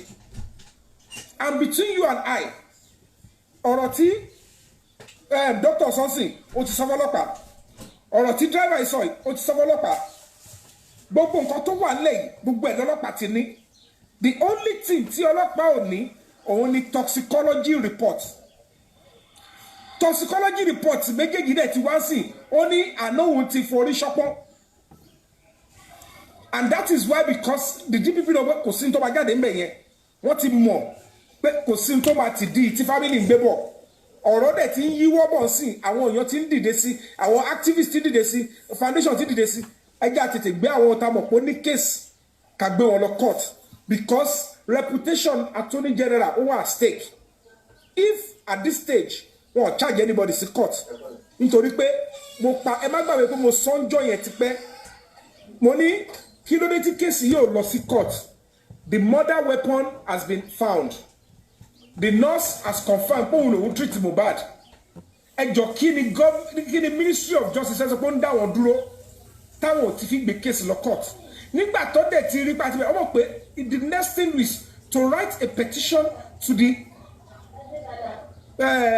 Judicial Commission pé ẹ wo ohun tí Attorney General ṣe ọ̀nà kúkú make sense because nígbà téèyàn ti bọ́ta èmi ni mo gun ọwọ́ mi ló kú sí lẹ́yìn ló fi kú tó fi pòfolo kí làwa ń dúró dè wọ́n ṣe wọ́n pé ẹgbẹ́ àkọ́kọ́ gbé àwọn yẹn lọ tí anything tí ó bá wà ń kóró ra yẹn tí ò bá ti yàtọ̀ sí ohun tí ọlọ́pàá ti ṣe tẹ bá gbé lọ sí corona tó bá parí tí corona bá parí tó bá ṣẹlẹ̀ sí DPP wọ́n kàn máa wò lójú ni pé kí ló yàtọ̀ sí ohun tí ọlọ́pàá ti ṣe nígbà tó ọlọ́pàá kóyàn méjì wá ta ní kò sọ̀rọ̀ méjì péré ló ní question ẹ tún kó the same thing wá the same ẹjọ́ tó rò ní police station náà lọ́rọ̀ ní corona no evidence nothing so kí ni yàtọ̀ so at the end of the day that is the truth tó wà lẹ̀ so the new evidence eléyìí ò ń ṣe pé èmi ni mo fẹ́ gba glory èmi kọ́ ni mo sọ pé kí àdúrà àbídàmọ́lá ṣáàtì mi spirit ọlọ́run ọba àti Mohbad ló ń jà fún rẹ̀ ó dẹ̀ wò kúta làwọn lè fi ṣẹ́ ìran nígbà tó dẹ̀ fi rán mi ò lè kọ́ṣẹ́ sọ́lọ̀ lọ́wọ́ ẹni tó bá wá ń bá lóye mi jà ó ti ń kojú ìjà sọ́lọ̀ ọba ẹ sì ń ṣe ń fẹ́rẹ́fẹ́ lẹ́ẹ̀tí tí mọ́ lára èyí tó bá ti kọjá àyè ara ẹ̀ jù you are fighting God and God will come back to you o lè máa fèsì ẹ̀ńtí ọlọ́run bá bẹ̀ iṣẹ́ gbogbo àwọn tó ti ń dìde nǹkan ti ń bà wọ́n wọn ò délé sọ fún yín ni nǹkan dẹ̀ sì máa bá ọ̀pọ̀lọpọ̀ nínú wọn so that is the honest truth tó wà lẹ̀. Mr. Yomi, do you find this? Mr. Yomi, let me say this, and this is my own personal opinion, and it is what I think, what I believe in, that I'm going to say now. Oh, 1 minute, please. I need to pick a call. And I'll come back now, please. Okay then. Okay. I'm sorry to interrupt. Yeah. Okay. Are you there? You can unmute. Mr. Ayomi, keep fire first. It's on Tomeso. Okay then. Thank you. Go ahead. You have been here since now. Talk. You have the floor, sir. Okay. Yeah. For the fire first. Mr. Ayomi, I appreciate. Yeah. Owó ni kókó. Ẹjọ́ sáré fún mi ṣẹ́jú díẹ̀ because my busy soon ẹjọ́ please. I'm sorry. You see, this is what I want to say now.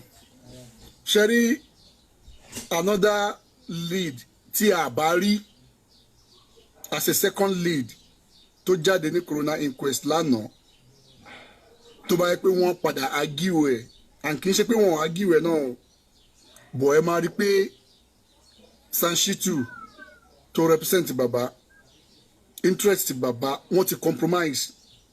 How do I mean? Now, a lawyer, a driver came out. Let's say nígbà táwọn dé, nígbà táwọn ń bọ̀, tọmọ ìtì ṣèṣe lọ́wọ́, ẹ̀jẹ̀ wà ń bẹ̀. Ìyàwó ẹ̀ bù so lọ́rùn. De tó ẹ pé ó wà toxic. That was the bẹ́ẹ̀ ni ẹ ṣe lè describe kìíní yẹn pé ó wà toxic. Now, wọ́n délé around 1. Gbogbo wọn wọlé ẹni lóhun páàkì síta òun block ọ̀nà. None of them, nobody could come out and nobody could even go out. Around 3 a.m., they came out. Wọ́n ní kó wá gbé àwọn lọ, àwọn fẹ́ lọ ra oògùn fún Mohbad, ọwọ́ yẹn ń bleed sí. Ó lóun ò ní fuel inú mọ́tò òun pò ti tọ́nà látòrí bridge. They went out with Mohbad car. Àwọn mẹ́ta láti lọ get oògùn fún. Wọ́n padà wọlé òun tún block ọ̀nà padà. Thank you. Now, ẹni wá ní nígbà tó ń block ọ̀nà padà, wọn jáde láti 9 o'clock till 11 o'clock òun knock wọn ṣílẹ̀kùn. Around 11 níyàwó Mohbad ṣe jáde sóhun. Kí ni mo fẹ́ fọ̀rọ̀ ni pé nígbà tẹ́ni relate kí ni nǹkan tó ṣẹlẹ̀ between Mohbad and the wife. Ẹni yìí sọ categorically pé tó bá jóun ni òun á ná woman yẹn gan bó ṣe disgrace ẹni yìí níta pé because no that was too much tó dẹ̀ òun dẹ̀ tún sọ fún Mohbad nígbà tó fẹ́ wọlé pé tó bá wọlé ṣe sùúrù fún má bá jà o má bá because òun mọ̀ pé likelihood kíjà ṣẹlẹ̀. Now ẹni yìí wá sọ pé gbogbo wọn kò sẹ́ni bọ́dì tó jáde títí tóun fi kúrò ní tó 12 tóun fi kúrò ńbẹ̀ yẹn. Adẹ̀rídàrú ṣàtòlóhun ò sí ńbẹ̀ láti 2 tóun ti lọ léhun. A rí spending tó ní láti 2 lòun ti lọ léhun.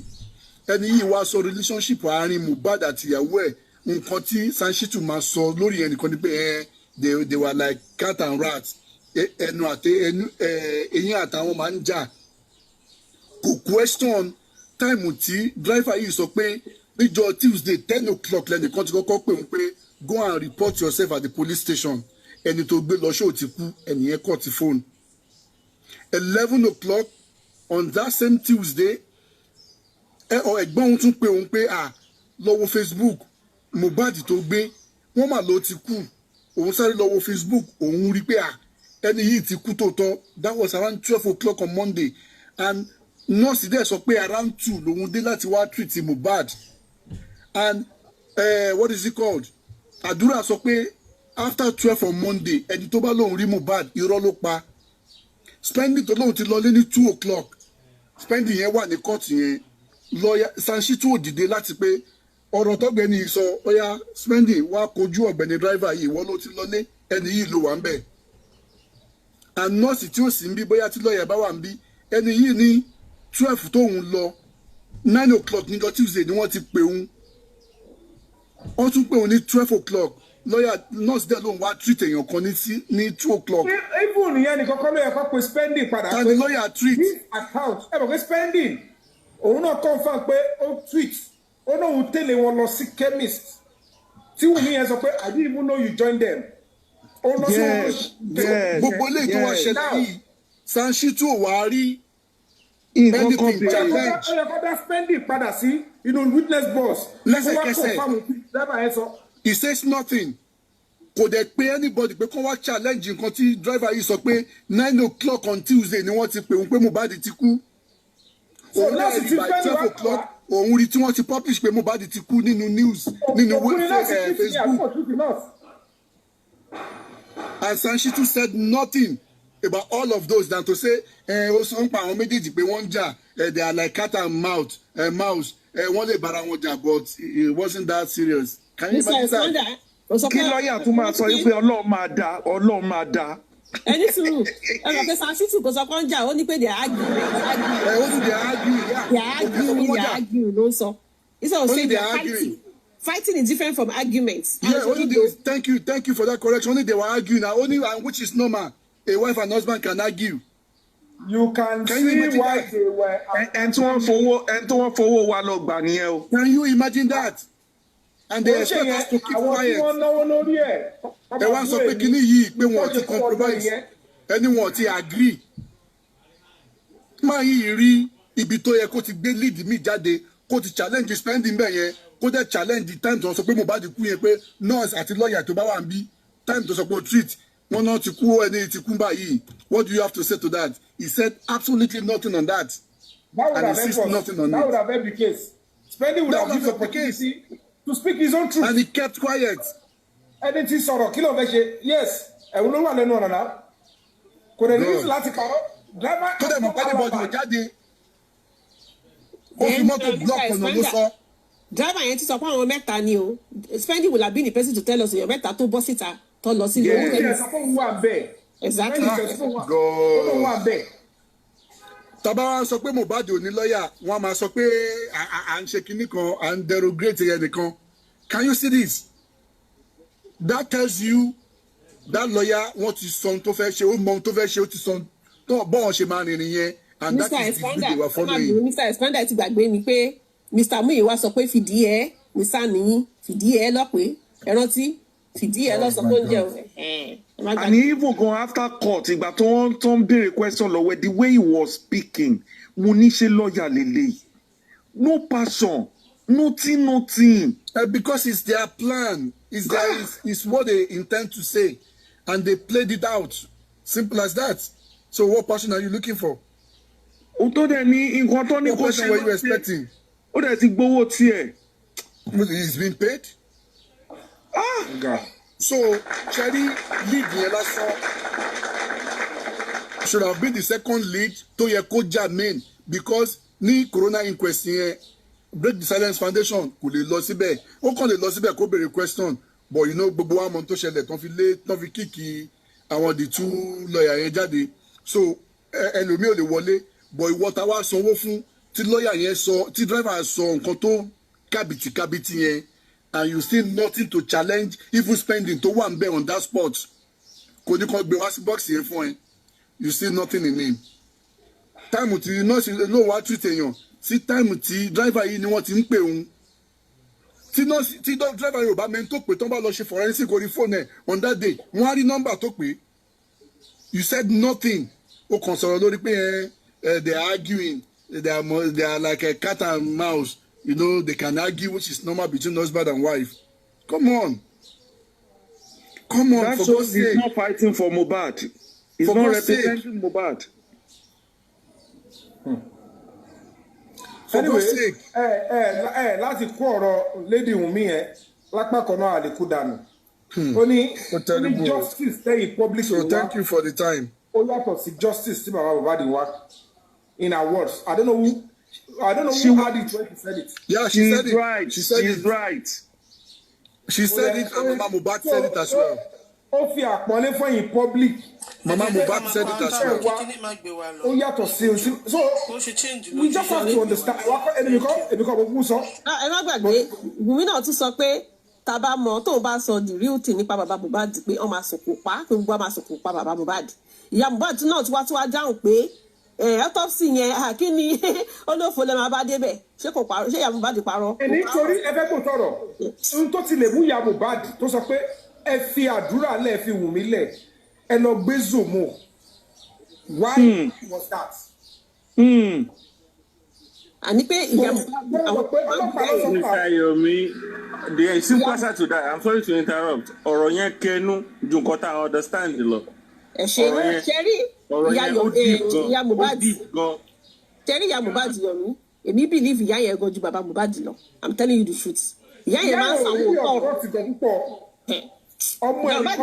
ọ̀rọ̀ ọmọ ẹ̀ ló ń jà fún mo dẹ̀ ń jẹ́ kó yé wọn mo ní ohun tí ẹ mọ̀ tó bá jẹ́ pé ẹ wò dáadáa ni tẹ bá cooperate pẹ̀lú àwa but ohun tẹ́mi rí ni pé ìyá rí rí pé whether àdúrà ṣe ó ní role to play or he was an accomplice he is essentially after the fact gbogbo yẹn dẹ̀ ṣì lè wà understandable but kò sí bó ṣe fẹ́ rí ọ́n láti ní lọ́kàn pé if we want to get justice for Mohbad àdúrà tí ó gbẹ̀bọ̀dé ọmọ tó tara yín jáde so whatever the case may be ó ti kúrò lọ́wọ́ yín láti sọ pé èèyàn báyìí ni kò fìyà jẹ èèyàn báyìí ni kò má fìyà jẹ ọkọ lè bá wo sùsù kó bá reduce ẹ̀ àbí kó ṣe kíni pé kó wá ọgbọ́n dá sí mọ̀ pé kẹ́rù ó pé nítorí pé ẹ̀yin lẹ bí àwọn méjì so tó bá tí kò bá ti ṣe tó bá ti gbẹ̀mí kan àbí tó wà nù ó ń pẹ̀lú àwọn tó gbẹ̀mí kan kọfí òfin fọ́ bò fún yín kọ́ lo gbogbo owó Mohbad kan fi bò ó possible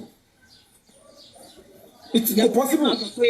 kọ́kọ́ gbogbo wa ìyá Mohbad sọ pé ẹ kó gbogbo wa ìyá Mohbad that's the right thing ẹ kó gbogbo wa fún arrest gbogbo wọn pátápátá. everybody lè kú gbà tó káyà yẹn lára òun jàjà fún òun jàjà ọmọ ni. nígbà tí wọ́n lọ gbé wọn nígbà tó lọ gbé wọn. òótọ́ fún Mohbad làwọn ń jà fún ìyá ń jà fún àdúrà àwọn ń jà fún Mohbad làwọn ń jà fún lèmi ń jà fún. nígbà tó lọ gbé wọn nígbà tó lọ gbé wọn ta ló kọ́kọ́ kígbe síta náà Yomi ni o Yomi àti Samu Jonjo ni o ta ló kọ́ pariwo ẹ kó gbó wa náà ló padà kọ́kọ́ pariwo Yomi àti Samu Jonjo ni o ṣé o fẹ́ kọ́ gbó wọn lóòótọ́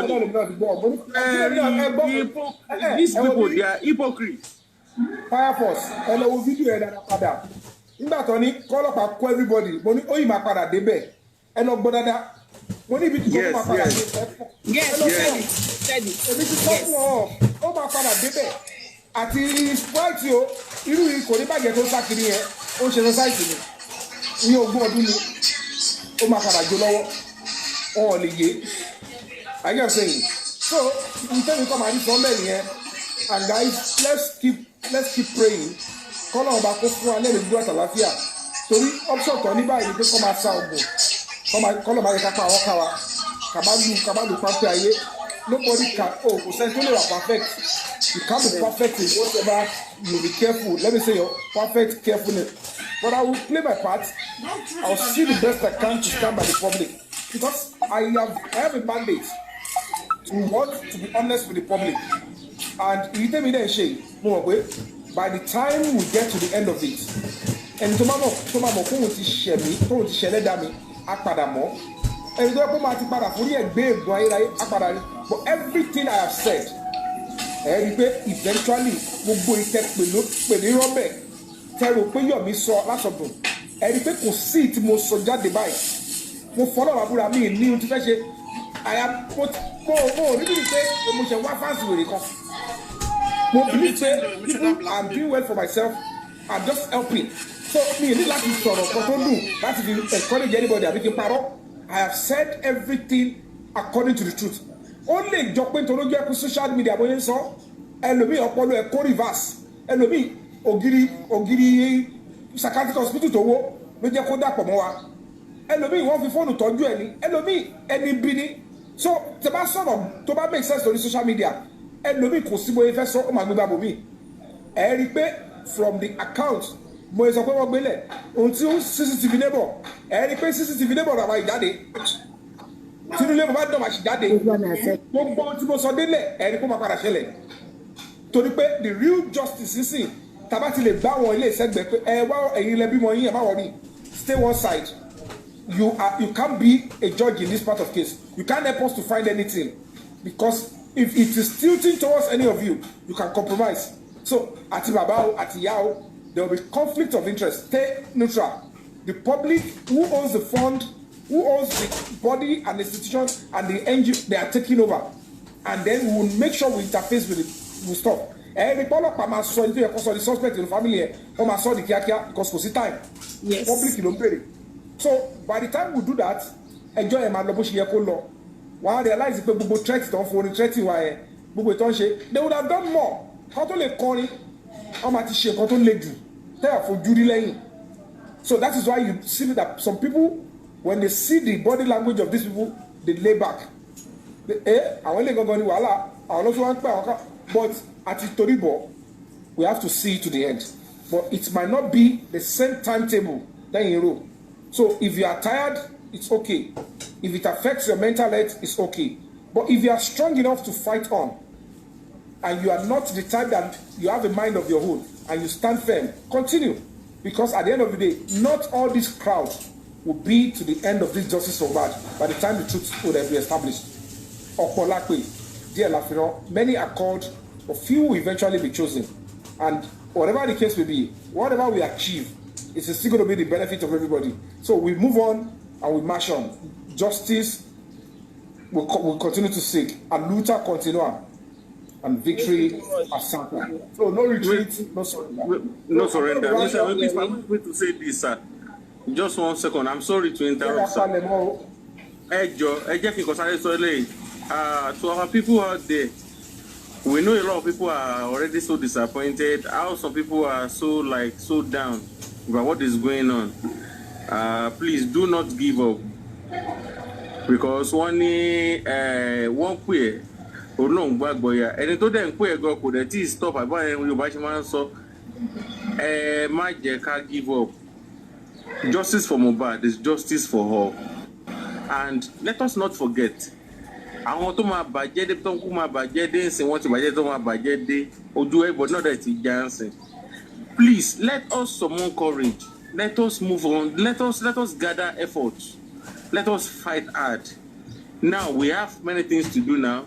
If you go to Mr. Yomi page, go on his page now, you are going to see a letter that was uploaded there. We need to circulate this to the public so that they can see this. The public space, so that they can see this, and we need media support as well. We do not. You said that you are the one that said that maybe like 2 or 3 is okay. No, as many as we can get, because there are a lot of people that are ready to volunteer and do this on their own without complaining. You understand? If we can get up to like 10 media companies, newspapers publishing this for us, a open letter to the president himself. You understand? So that everybody can read it. Because we have a lot of people that are supporting justice for Mohbad throughout the whole West Africa. Mr. Yomi, not only Nigeria, throughout West Africa. You see, it's not only that you have not noticed. You see some people like they will say that speak English, some will say speak French, some will do this. I actually checked on them and I realized that they are not even Nigerians. So people are so interested in this cause, this fight for justice. So, and they are ready to support. Nothing is too small. Support the Break the Silence Foundation. If you want to do it on your own, if you have, just copy this letter. It's on beside your main page. Ask him, send him a mail. Let us do whatever we can do. Let us not give up. Let us show to them that we are strong. We are not naive. We are Nigerians. And we are not only Nigerians. We are everywhere. We are blacks. And blacks are not naive. We are intelligent people. Please, whatever you can do to support this movement, whatever it is you can do, do not get, yes, going to 2 years now, not 2 years to be specific, but going to 2 years now. But the strength to be able to move ahead, it's not so easy. Some people have given up. Some are not even mentally stable anymore. Some have given up big time. So please, whatever it is that we can do towards the cause for this justice, please do not give up. Let us strive hard. Let us go harder. Thank you so much, Fire Force. Thank you so much. To this end, I'd like to thank everybody. I'd like to start my gratitude with the comment section. Thank you so much for being there at the comment section. Thank you for lending your voice, giving us your time on this particular platform. We appreciate you. This is for you.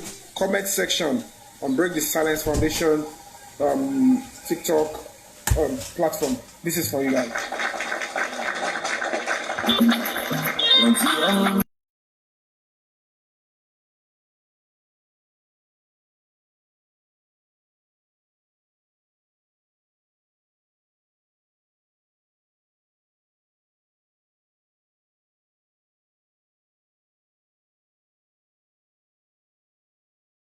Everybody on YouTube and Facebook, I gotta go now. Thank you. Bye. You're misplaying music.